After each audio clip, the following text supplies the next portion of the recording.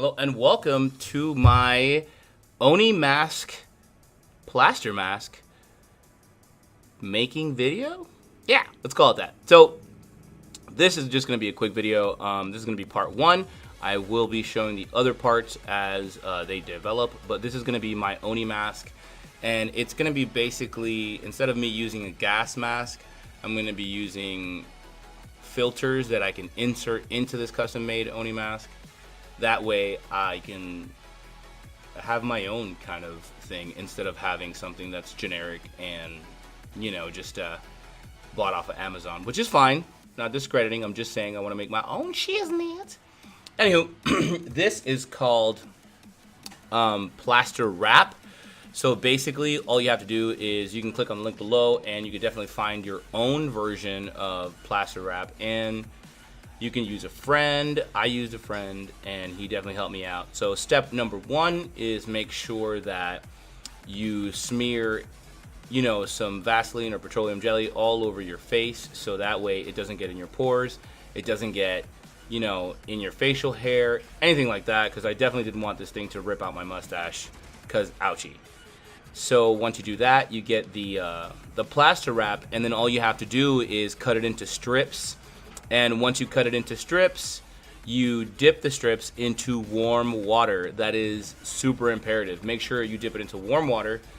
Once it's in warm water, you then apply it to the face and make sure that it is pushed into the face as, you know, as best as possible. That way, you know, the mold can, you know, contour to the shape of your face. Because that's the whole point of this, right? So you can have a nice little plaster shape as to which you're going into, and then later on you're going to see how I'm going to recast this in resin, well, in silicone and then in resin to make it harder. And then I'm going to have a detachable nose piece, and then the neck piece itself is going to be on a sort of a hinge. That way it swivels real nice and it goes with the flow, and it doesn't really bother my neck, but it also protects the bottom of my neck, because one of my biggest issues is when I'm working and, you know, building stuff, whether it be, you know, kits or, you know, working with any material, stuff getting on my neck is just, I don't know, just a personal pet peeve. So that's why it was a big issue for me to make sure I didn't have just a gas mask. I don't mind the eyes as much because I could just wear goggles.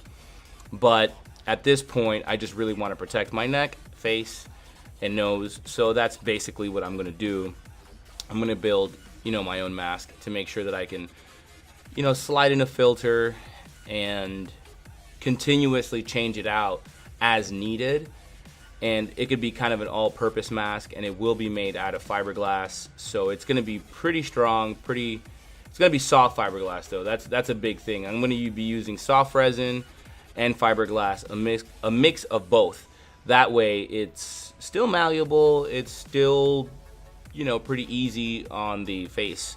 And then for the straps, I plan on having some very durable rubber straps, and I'm just basically going to use the same exact rubber straps that you can buy off of any gas mask that you would, you know, purchase off of Amazon, or, you know, or you can buy it at Wally World, whatever. Just any generic plastic strap at this point would really be useful. Just something that's not going to break away, and then I can always reinforce with maybe some, I don't know, maybe some hot glue or something like that, that would help strengthen it over time, you know, because from taking it on and putting it off, taking it on, putting it, it could be a real ordeal. And then maybe later down the line I can upgrade and, you know, upgrade it, make it leather, or make it out of some other material that can really just take the abuse that I'm gonna put this thing through. So this is kind of a test run, a first trial to see what materials work better for what.